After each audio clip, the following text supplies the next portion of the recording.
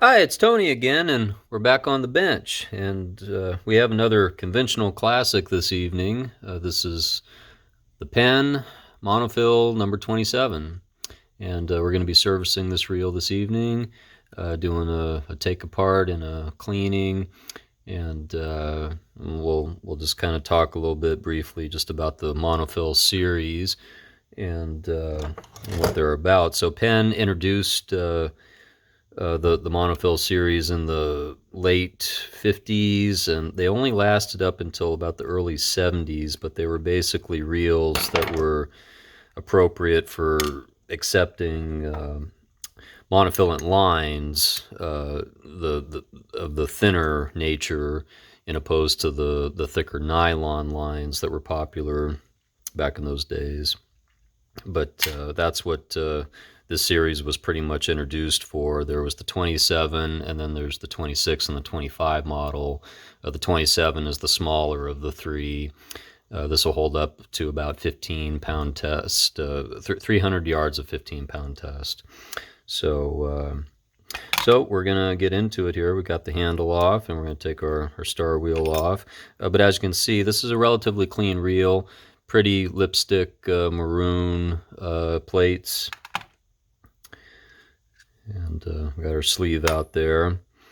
And I do have some new drag washers that we'll put into the drag stack. I have actually had this reel apart a couple of times before in the past, but it's been quite a few years, and so we're gonna be doing a thorough inspection and cleaning of everything.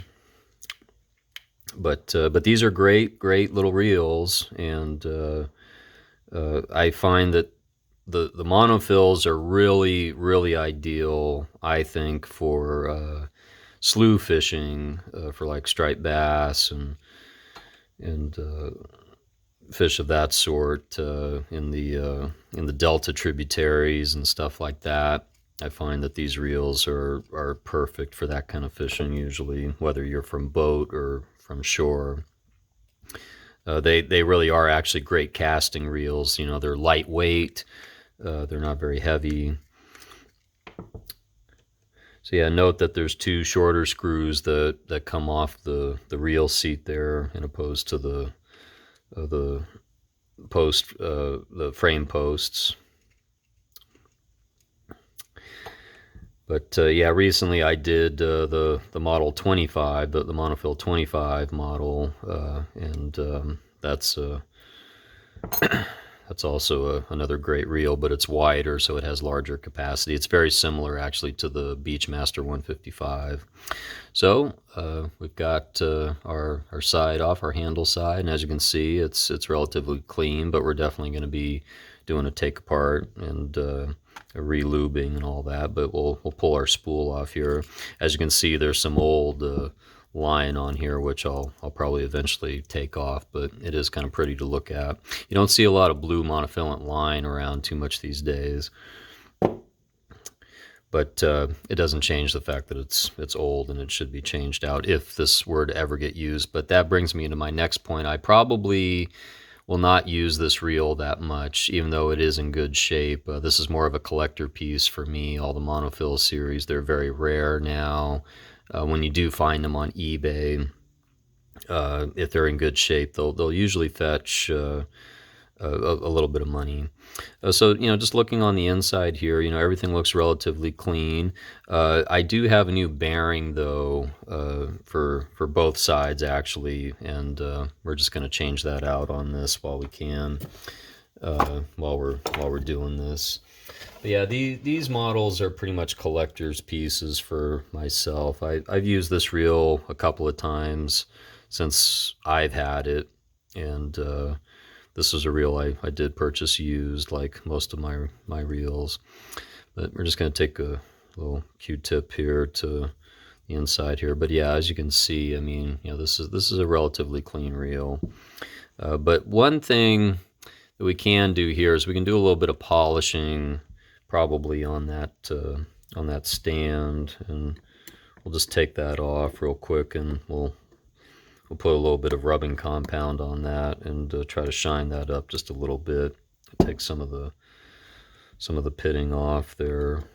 But yeah, the only thing that I would say that is really missing from this reel is probably the plastic spool. I've only got the metal spool for it. If you're lucky enough to have one with the plastic spool, it's probably worth quite a bit more money than this one would be worth. But that spool has caught my attention more than a couple of times on eBay, but I've never been willing to kick down the money for it. So but I like to take this rubbing compound though to all these chrome type pieces here with a little blue Scotch pad here, and just try to work it in, and I usually find you can clean these up pretty good, these pieces like this. And, you know, it's rubbing compound that you can pick up at any automotive store or Walmart or places like that. Okay, so we'll just shine this up with a microfiber towel here, and we'll have a look and see what this is looking like here. And, you know, you're not going to get everything off, but, you know, it definitely shined it up a little bit some. So, and this is, note, the saltwater version versus the freshwater. There actually is a freshwater version of this reel seat, which is it's got a smaller knob here on the ends, basically, to fit freshwater reels. But this is the saltwater one. So, and while we're here, we're just gonna take this towel to the rest of this ring here and just try to clean this up the best that we can. But yeah, finding these reels in good shape is quite, or becoming quite rare, I should say. It's not impossible or anything like that, but it is a little bit of a rarity these days. So we're gonna put this back in place, and we're gonna do our little oil deal here that I like to do. And just put a little bead of oil here on these threads here. Put this back into place. But yeah, I will also be working on a couple of 26s here in the days to come. Monofil 26s, which are just a step up from this model in terms of capacity. And we've been shifting gears lately here, doing a lot of these conventional classics, as I call them, because these are classic conventional reels. Snug that up. And you never want to over tighten these too much, because you can break these plates and crack them, and you don't want to do that. So I encourage you not to get carried away with that too much. And again, you know, these reels are anywhere from the late 50s to early 70s, and so that just is an indicator of the age right there. So we're going to put our new bearing on, and get that out of the way on this side. Got our spring. Yeah, you can see we got a nice shiny new bearing to add on there, so that'll be good. And yeah, one could say, well, if you're not going to use it, what's the point? Well, you know, I might use it someday for something special, but we just want it to look pretty and as new as possible, basically. And also, while we're here, we're going to take some blue grease out, and we're just going to hit that the inside of that bearing with some of our blue grease, and also our clicker right there. Get a little bit of blue grease on there. You don't have to get carried away with that, but you just want enough to do the job. Okay, so I think we're going to put that off to the side now, and we're going to be getting into this end here. So all the Monofil series have the same innards basically, and they take the 155 set basically that the Beachmaster has. So that's the bridge, the pinion gear, the main gear, the whole shebang basically. So, if you're working on a 155, a lot of those parts are interchangeable with these models as well. And the 155 lasted a very long time. They started that in the early 1940s, and I think that model lasted all the way until 2003, I think, somewhere in that area. So that's a lot of years for that particular model. Why they got away from the monofils eventually, I'm not sure. Maybe it's because the 155 was around and popular and similar in size. I think the line capacity on the spools for the 155 is a little bit more, though, for compared to the 25, which is the monofil 25, which is the closest model to the 155. But that's what makes the 27 here unique, is that it's a narrower spool, so it's great for a number of different things. Okay, so we're just going to gently pull our bridge and our gear set out. And as you can see, the dog just popped out. That's okay. But we've got our gear set, and everything, looks pretty clean. It is a little on the dry side, though, so we're definitely going to remedy that, but that's okay. But yeah, it's good when these parts are really nice and clean. That Monofil 25 that I recently worked on was very, very dirty, actually, on the inside, and it needed a lot of cleaning and whatnot. So that's all really looking pretty good in there, actually. So I think all we're going to do is we're just going to simplify on this one, and we're just going to take a Q-tip in here. We're just going to get any of this residual old grease out and clean this up.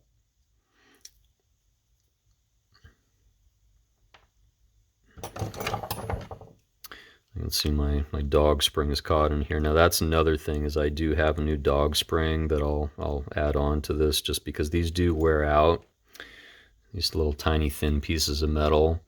And I find that if you're doing any kind of restore project on these old pens, or just a cleaning or a service, it's nice to replace the dog spring if you can, because they do wear out, they bend, and they do wear. So we'll get that piece out and ready to go. And then we've also got a bearing for this for the handle side as well. So we've got our springs here; those got to come out, and we're going to take this bearing off here.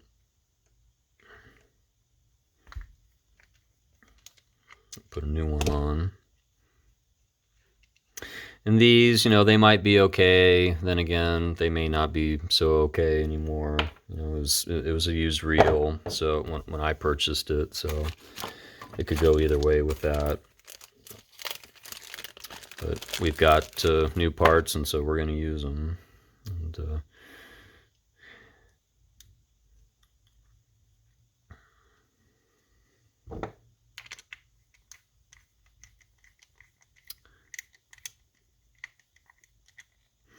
now note, when you put this on, you do not want to over tighten it, because what has a tendency to happen, especially with these models, is you get these little hairline cracks right here on the housing. And once that starts happening, then your plate is just going to start cracking all the way up and down the whole side of the reel slowly, and there's no way to remedy that. So just don't over tighten stuff. Don't over tighten screws too much. I mean, you want to snug them up a little bit, but you don't want to overdo it, and you definitely don't want to overdo that bearing there. Okay, so I'm just going to pull out our new dog spring here. I've got this here. But yeah, I got these new parts from mysticparts.com. That's kind of the staple for me these days for brand new parts, for standard OEM parts for pen reels. So So yeah, all these pieces and parts here, they're all relatively clean, so we don't need to get into like a big cleaning session with these or anything like that. So that's a good thing. You know, the pinion gear really doesn't look that bad.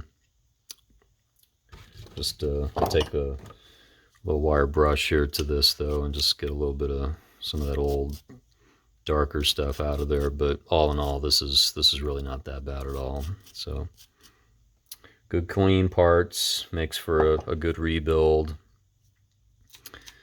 good reassembly, a lot easier. And then we've got our main gear in our drag stack here, and we're going to have a look at that. And we're also going to have a look at our bridge as well.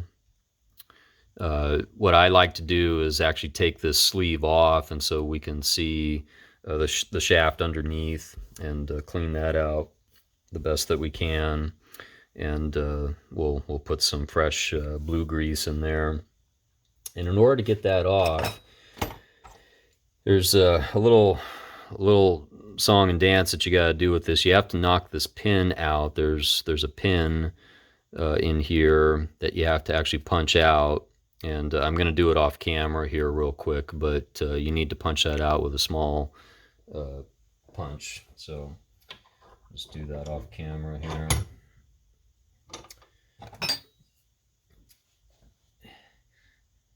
But this is kind of like part of the standard service, I think. If you're servicing these reels, you should be taking this apart, these pieces, and cleaning that up, so to speak.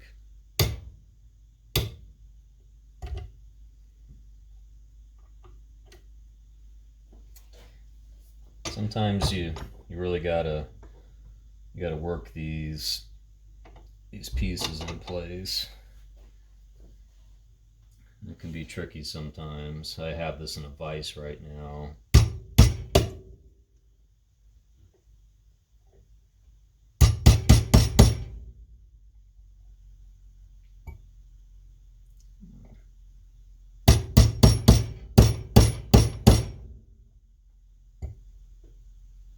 Okay.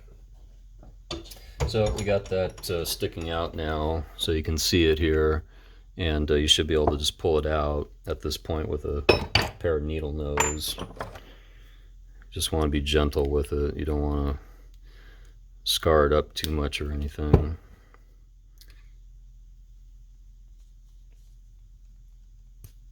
Yeah, there you go. So once you have that piece out, you can pull your sleeve off here. And sometimes these get bent, these shafts, they get bent, and you can usually feel it when you turn it. You know, I wasn't feeling anything like that on there, but just to note. So we're going to clean this off real quick. And I'll show you what I like to do here, basically, for the servicing of this piece here. But yeah, you want all these parts really, really clean and smooth, free of any debris or old greases or oils or lubricants or sand, things of that like. So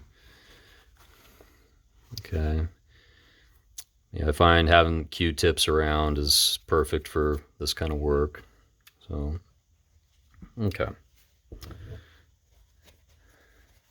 so that looks pretty good there. Now what I also do here usually is I'll take some steel wool, some fine steel wool, really fine, the finest that you can possibly get, and just run it over that shaft there. Just make it real nice and smooth, and then that'll be a good thing, especially if you are actually using the reel for fishing. So we're gonna take some blue grease to this shaft, like so. I've also done oil here too, either or. You know, this is a saltwater reel, so you know, for what I've had it for, so I'm gonna definitely go with the blue grease. And we'll put our sleeve back on, And we're going to put our pin back into place, and I'm just going to do that off camera again real quick.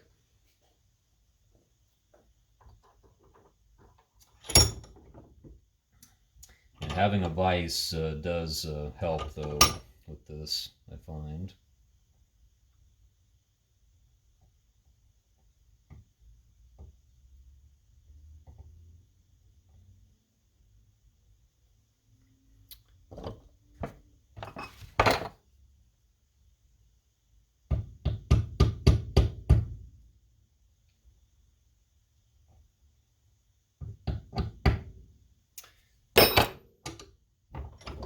Okay, so that's back into place, and that's spinning pretty good. So that's how you service that part. And that's real simple and easy. Now we've got our drag stack, so note that there is a fiber washer that's hiding underneath that main gear. You need to have that fiber washer. That's important. And you know, it's not in bad shape. It's got a little bit of wear on it, but it's really not that bad. So we'll take that for what it's worth, and we'll put that into place.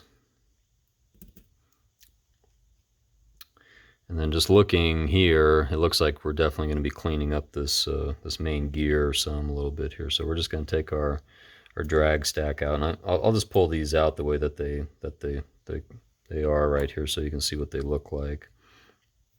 And these fiber washers are actually in pretty good shape. I probably did actually change these out the last time I had this reel apart, is probably going to be my guess. There you go. But they are a little bit worn, and we'll just replace them for what it's worth since we're in here. So, you know, there's a little bit of built up oil in there or something like that, grease, and so we're just gonna get rid of that, clean this up the best that we can. And you know, on this side we do have some signs of some rust damage, unfortunately, on this gear, but we can use some of our steel wool to hopefully remedy some of that, get some of that stuff off a little bit, just for the cleaning part of it. Overall, it's not too bad considering the age of the reel. So, okay, well, we can take that. And then the only other thing I like to do here is I like to go over these teeth with that brush, little wire brush, and just clean these teeth up the best that you can. You don't want anything caught up in there when you go to put your new grease on. Okay, so that looks pretty clean. So we're going to put that back into place like so.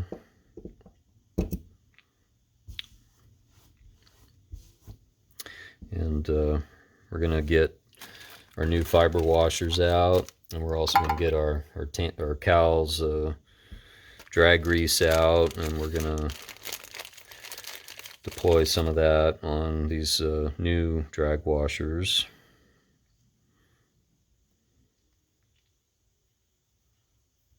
Like so.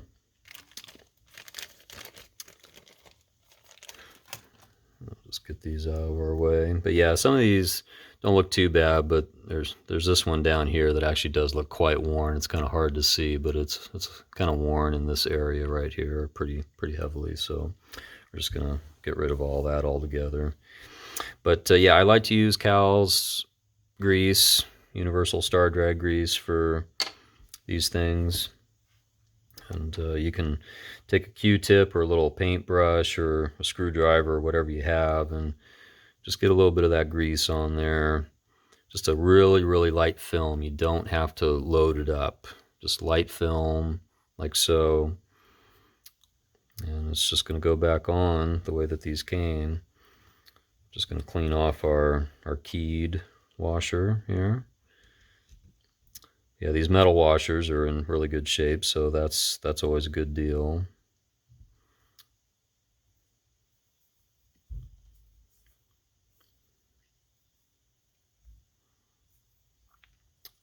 our fiber washer in, second one. And we got a keyed washer. Just gonna clean that up real quick.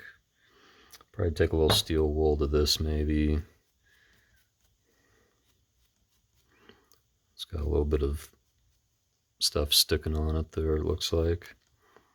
No, it's not too bad now. We'll put our keyed washer in place. And then we'll do our last fiber washer. It's a light film with Star Drag grease.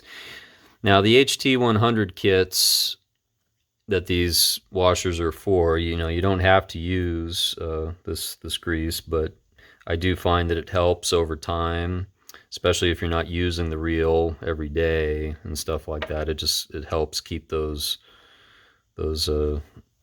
washers from getting firm and hardened, basically. So there's that, and then we got our spring washer. Goes into place like that. So that is all ready to go, and what we're going to do here while we've got this out is we're just going to apply a little bit of our blue grease to our main gear. I'm not going to overdo it, but just enough to do the job, like so. Just get a little bit more on there. Okay, so now we're ready to basically start reassembly. The only other thing I'm going to do is just kind of clean these off here real quick. I'm seeing a little bit of stuff on these threads here that I'd like to try to get off of there if I can. Note that these screws are different. The fully threaded ones do go on the bottom of the bridge, and these go on the top. I'll show you what that looks like here in a minute. But we're pretty much ready to go here, and we can start deploying some of our blue grease on our eccentric spring here. Get a little bit of that going on there. And then we've got our springs go into place. Before I do that, I'm just going to clean out these holes again here. Yeah, there's a lot of stuff in there.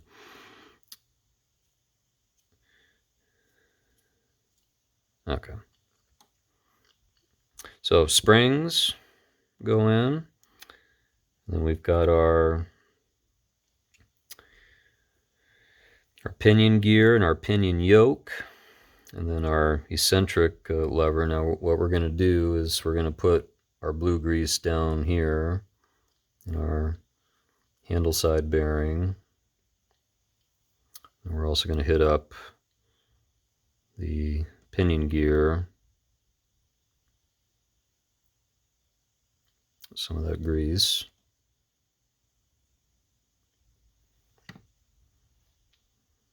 Put that into place there, and then we're going to punch this down, and we're going to get this eccentric jack into place. As you can see, the pinion gear just fell out on me, but that's okay.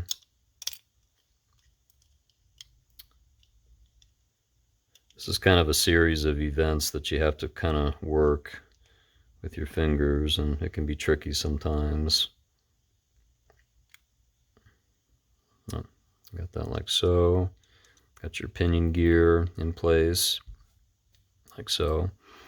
So now we're at the point where we can put our bridge and our main gear assembly back into place, our clutch kit. So I find that the easiest way to do this is to turn this way into the housing, like so. And then at that point you need to push down on that pinion gear so that you can roll your bridge around into place here. And then you need to stop when you're about there, because you need to be able to get your screw in here as well as your dog and your dog spring. And this is probably the trickiest part of the reassembly, I'd say, right here. So we'll do this slowly. So you can see you need to push up on that screw with your bottom finger that's underneath the reel, holding it there basically. And then you need to get that dog kind of offset a little bit, and then you need to bend your dog spring into place here. And this is probably the trickiest part. You just want to make sure that that dog spring doesn't go flying on you.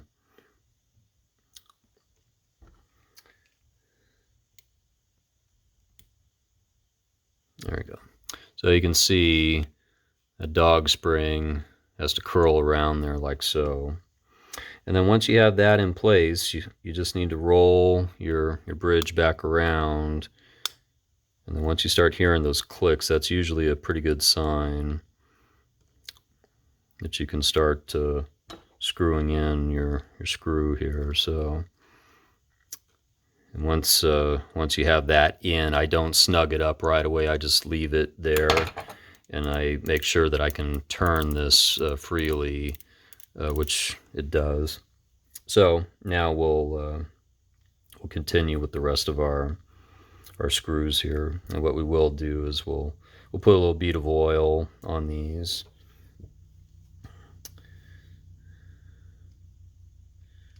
I just like to keep all these threads oiled up. It just makes it a lot easier for both reassembly and for disassembly, for in the event that the reel needed to be disassembled. Put our top screws in like so. And at this point, you should be able to let go of that bridge, and you should be able to put these into place. And again, I don't snug these up too much until I kind of get them all in there. But once you're turning that freely and it sounds good, then I just kind of snug these up ever so gently. And again, don't overdo it. You don't need to torque these things. Definitely don't put Loctite on this stuff. No need for it. Okay, so that is that part of the assembly there. And we're just going to clean this up here real quick. Get some of this old grease off of here that's hiding around. But yeah, as you can see, I mean, the assemblies for these models are relatively simple. They're really not that bad to work on. So, if you're working on one of these, and a lot of the pens, the older pens, are very similar to this in nature to the way that they work. So we're just going to apply a little bit of blue grease here in these areas here, just so that those moving parts are getting treated correctly with some lubricant. Okay. So we should in fact be ready to put our spool back on. And we're just going to apply a little bit of blue grease here and also here on that side. And we'll put this back into place like so. And then we're ready to put our handle side back on like so. And before I do that, I'm gonna, just to be easy, I'm gonna take that off and put our little bead of oil on these threads right now, like so.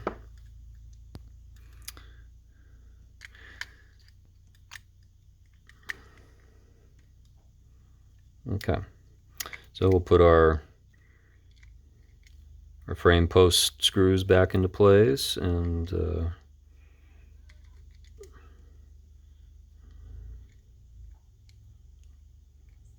smaller screws down here. But yeah, if you're in the market for one of these, they're definitely out there if you're looking for them, and they are becoming harder and harder to find. So if you are a collector and you don't have one, and you see one for a relatively good price, or if you see one that it doesn't have a lot of cosmetic damage, but maybe in the description it says that it's locked up on the inside or something like that. Well, a lot of those internal parts are still pretty easy to get. It's the side plates and the spools that are hard to come by, especially the plastic spools. Those are probably mainly what you're paying for when you're buying one of these reels, is probably the side plates, I'd say. And I mean, they're nothing fancy other than the color that they are, but that's that's just the collecting part of it for you. So we're just gonna cinch these up real easily here, like so. And that all feels pretty solid. So we're good there. And we're gonna put our sleeve back into place. Yeah, a lot of these pieces, they've already previously been cleaned up, I think, from probably the last time that I had this reel apart. So a lot of these are really nice and shiny. I'd actually even say that this is probably fairly brand new. But do a little bead of oil here on our handle thread just to help get that going.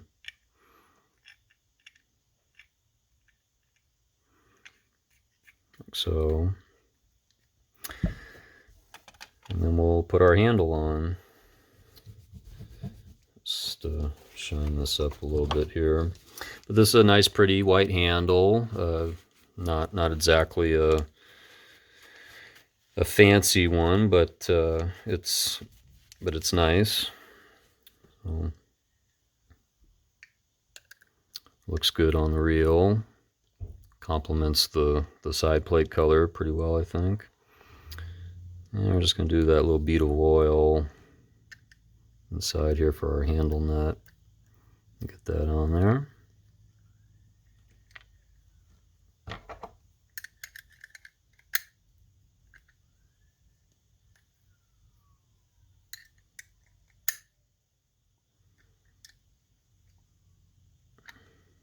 You do have to have this lined up right with that hole and that groove right there in order to get your screw in there. I might actually have to back this off a little bit here. Okay. And once again, we'll do a little bead of oil right there. Put our screw in. Tighten that down. Definitely put oil in that threaded hole there, because I actually have snapped these little screws off the heads off of these before, and it just creates a lot of work for you there.